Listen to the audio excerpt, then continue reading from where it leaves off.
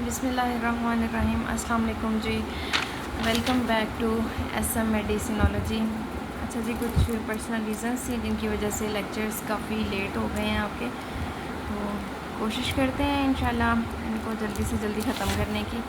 अच्छा जी, GIT में हमारा अगला टॉपिक है डायवर्टिकुलम का। कुछ लेक्चर्स आपके ये रजिस्टर पे देने पड़ेंगे। थोड़ा सा सेटअप मेरा आगे पीछे हुआ है, तो इंशाल्लाह कोशिश करते हैं जल्द से जल्द बोर्ड पे लेक्चर्स दिए जाएं।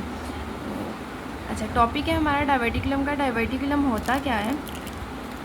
डायवर्टिकुलम जनाब, इसकी डेफिनेशन है कि ब्लाइंड आउट पाउचिंग। इसको सिंपल आम अल्फाज में कहते हैं ब्लाइंड आउट पाउचिंग। ठीक है, एक थैली सी निकलती है गट में से। ठीक है, आउट पाउचिंग होती है, गट की वॉल में से एक थैली सी बाहर की तरफ लटक जाती है। ठीक है, और इसका डायरेक्ट कनेक्शन होता है गट के साथ। गट का जो ल्यूमेन है, ठीक है, जो हमारे पास इंटेस्टाइन गट वगैरह का इंटेस्टाइन्स का जो ल्यूमेन होता है उसके साथ इसका डायरेक्ट कनेक्शन होता है। ठीक है, तो अच्छा, डायवर्टिकुलम अब होते कितनी तरह के हैं? दो तरह के डायवर्टिकुलम है। एक ट्रू डायवर्टिकुलम होता है और एक हमारे पास फॉल्स डायवर्टिकुलम होता है। अच्छा, हमने पढ़ा था जनाब कि जो गट की वॉल है उसमें 4 लेयर्स होती हैं। सबसे पहले हमारी अंदर की तरफ आ जाती है एक म्यूकोज़ा। ठीक है, उसके बाद आ जाती है हमारे पास जनाब सब म्यूकोज़ा। ठीक है, सब म्यूकोज़ा की लेयर होती है। ठीक है, उसके बाद हमारे पास आ जाती है मस्कुलरिस लेयर। ठीक है, ये मस्कुलरिस लेयर होती है। और एंड पे हमारे पास सबसे बाहर होती है कौन सी लेयर? सिरोज़ा। ठीक है जी, एंड पे आ जाती है ये हमारे पास है सिरोज़ा। ठीक है, अच्छा, अब हमारे पास होता क्या है कि ट्रू डायवर्टिकुलम कौन सा डायवर्टिकुलम होता है जिसमें कि ये जो सारी लेयर्स हैं, जो सारी की सारी गट की लेयर्स हैं, ये थैली बना रही होती हैं। ठीक है, किस तरह से कि लेट सपोज़ ये हमारे पास गट का ल्यूमेन है। ठीक है जी, ये ल्यूमेन है। अब ये हमारे पास ना थैली बन रही है। ठीक है, अब हमने इस थैली में देखना है कि इसमें लेयर्स कौन कौन सी आ रही हैं। इसमें हमारे पास म्यूकोज़ा भी आएगी, फिर इसके इर्द गिर्द जो है ना वो सब म्यूकोज़ा भी होगी। ठीक है, और फिर साथ में मस्कुलरिस लेयर भी होगी, और इसके एंड पे हमारे पास सिरोज़ा भी होगी। यानी कि चारों लेयर्स जो हैं वो मिलके इस तरह से आउट पाउचिंग बना रही होती हैं। तो इस आउट पाउचिंग को कहते हैं हम ट्रू डायवर्टिकुलम। ठीक है, जिसमें चारों लेयर्स इन्वॉल्व होती हैं। ठीक है जी, अच्छा, फॉल्स डायवर्टिकुलम क्या होता है? फॉल्स डायवर्टिकुलम में होता है हमारे पास के जो गट वॉल है उसमें से जो हमारे पास आउट पाउचिंग बन रही होती है, उस आउट पाउचिंग में सिर्फ म्यूकोज़ा और उसके साथ में क्या होती है?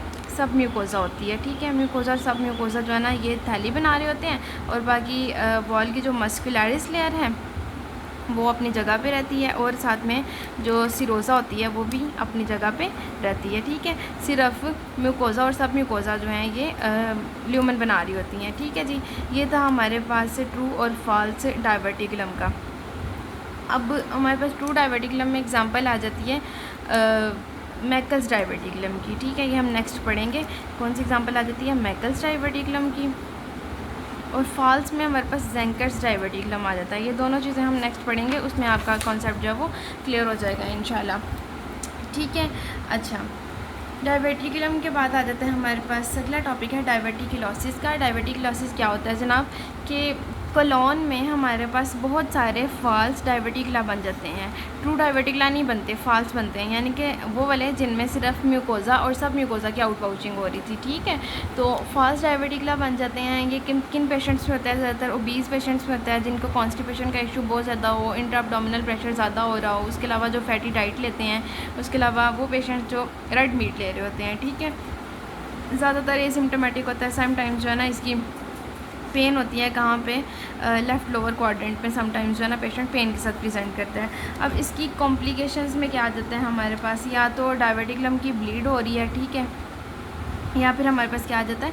डायवर्टिकुलोसिस हो जाता है। ठीक है, डायवर्टिकुलम की ब्लीड है या फिर इन्फ्लेमेशन आ जाती है। ठीक है जी, नेक्स्ट है हमारे पास डायवर्टिकुलाइटिस। अच्छा जी, ये ना छोटे छोटे से टॉपिक्स हैं जो सिर्फ इनका कॉन्सेप्ट याद रखना है आपने, बहुत ज़्यादा डिटेल में जाने की ज़रूरत नहीं है। एक एक चीज़ एक एक लफ्ज़ याद रखने की बिल्कुल भी ज़रूरत नहीं है। उसके बाद है हमारे पास डायवर्टिकुलाइटिस। डायवर्टिकुलाइटिस नाम से ही पता चल रहा है कि डायवर्टिकुलाइटिस किसको कहते हैं? इन्फ्लेमेशन ऑफ डायवर्टिकुला को। ठीक है, एक डायबिटिकुलम है, उसकी अगर इन्फ्लेमेशन हो गई है उसको कहते हैं डायबिटिकुलाइटिस। अब इसके साइन एंड सिम्टम्स में क्या आ जाता है हमारे पास, इसमें पेन आएगी पेशेंट को, लेफ़्ट लोअर क्वाड्रेंट में पेन होगी, उसके अलावा फ़ीवर होगा, ठीक है। और अगर हम उसकी सीबीसी करवाएंगे तो सीबीसी में डब्ल्यूबीसी काउंट उसका रेज होगा क्योंकि इन्फ्लेमेशन हो रही है, ठीक है। अब डायबिटिकुलम की इन्फ्लेमेशन हो गया, डायबिटिकुलाइटिस हो गया, तो डायबिटिकुलाइटिस की आगे कॉम्प्लिकेशंस क्या आ जाती हैं। अगर अनट्रीटेड डायबिटिकुलाइटिस हो तो वो या तो एब्सेस बनाएगा, ठीक है, उस जगह पे, या फिर फिस्टुला बन जाएगा। अक्सर जो है हमारे पास कोलोन का जो डायबिटिकुला होता है वो ब्लैडर के साथ जो है ना वो इतना अटैच हो जाता है कि यहाँ पे ना डायबिटिकुला और ब्लैडर की वॉल फ्यूज़ होकर फिस्टुला बना देती है, ठीक है। तो ये हमारे पास कॉम्प्लिकेशन आती है। उसके अलावा ऑब्स्ट्रक्शन हो सकती है, और अगर यही डायबिटिकुलम बहुत ज़्यादा स्वेलिंग हो गया तो इसमें परफोरेशन हो जाती है। सेम ऐसे जैसे अपेंडिक्स को अनट्रीटेड छोड़ दिया जाए तो परफोरेशन का खतरा होता है, ठीक है। अच्छा, नेक्स्ट हमारे पास आ जाता है एक छोटा सा टॉपिक है ज़ेंकर डायबिटिकुलम का। अच्छा जी, ज़ेंकर डायबिटिकुलम के लिए सबसे पहले आपने एक बात याद रखनी है कि हमारे पास जो ईसोफेगस है, ईसोफेगस पे हमारे पास क्या होते हैं जनाब, कंस्ट्रिक्टर मसल्स लगे होते हैं, ठीक है। अब इन मसल्स में से हमने दो ही मसल्स याद रखने हैं। एक हमारे पास है थायरोफेरेंजियल मसल्स, थायरोफेरेंजियल, और साथ में क्राइकोफेरेंजियल, ठीक है। इन दोनों मसल क्यों याद रखना है, क्योंकि इनका ताल्लुक है ज़ेंकर डायबिटिकुलम के साथ। होता क्या है थायरोफेरेंजियल का, ये मतलब कि दोनों जो लैटरल फ्लैप्स होते हैं इनके, ठीक है, ये हमारे पास थायरोफेरेंजियल, ठीक है। और इसी तरह से यहाँ पे नीचे रन कर रहा होता है क्राइकोफेरेंजियल, ठीक है। ये मसल्स इस तरह से होते हैं कि इनकी वॉल्स के बीच में ना एक थोड़ी सी हमारे पास वीकनेस आ रही होती है, इस जगह पे ये वीकनेस आ रही होती है थोड़ी सी, ठीक है। इस वीकनेस में से समटाइम्स क्या होता है, ईसोफेगस का जो पार्ट है ना वो फॉल्सली आउट पाउचिंग कर देता है, फॉल्स आउट पाउचिंग करता है, ठीक है। इसीलिए तो इसको फॉल्स डायबिटिकुलम कहते हैं, ठीक है। इसमें से ईसोफेगस का सिर्फ म्यूकोज़ा और सब म्यूकोज़ा, ये दोनों चीज़ें जो है ना इस वीकनेस में से आउट पाउच कर जाती हैं, डायबिटिकुलम बना देती हैं। इस वीकनेस को कहते हैं हम किलियंस ट्राइंगल, किलियंस ट्राइंगल। मुझे नहीं पता दूसरे लोग क्या कहते हैं, लेकिन मेरी प्रोनाउंसिएशन में इसको किलियंस ही कहते हैं, ठीक है जी। अच्छा, होता क्या है कि बुक हमें क्या कह रही है, बुक कह रही है कि ज़ेंकर्स डायबिटिकुलम जो है ना ये एक फॉल्स डायबिटिकुलम है। ईसोफेजियल डिसमोटिलिटी की वजह से इस ईसोफेगस की जो म्यूकोज़ा और सब म्यूकोज़ा होती है, ये दोनों लेयर्स हमारे पास थायरोफेरेंजियल और क्राइकोफेरेंजियल के बीच में जो एक थोड़ी सी वीकनेस आ रही होती है, किलियंस ट्राइंगल, उस किलियंस ट्राइंगल से आउट पाउच कर जाते हैं, ठीक है। इस आउट पाउचिंग की वजह से हमारे पास एक फॉल्स डायबिटिकुलम आता है जिसको हम कहते हैं ज़ेंकर्स डायबिटिकुलम, ठीक है जी, ज़ेंकर्स डायबिटिकुलम, ठीक है।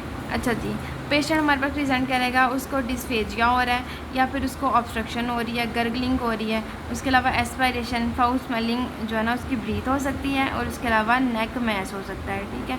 ज़्यादातर ओल्डर पेशेंट में, ओल्डर मेल्स में ये चीज़ जो है ना प्रेजेंट करती है। ये था हमारे पास फॉल्स डायबिटिकुलम। नेक्स्ट हमने पढ़ना है मैकस डायबिटिकुलम, जो कि क्या है, ट्रू डायबिटिकुलम है। इसको हम अगली वीडियो में पढ़ते हैं। अभी तक आपको कोई मसला हो, you can ask me. Thank you.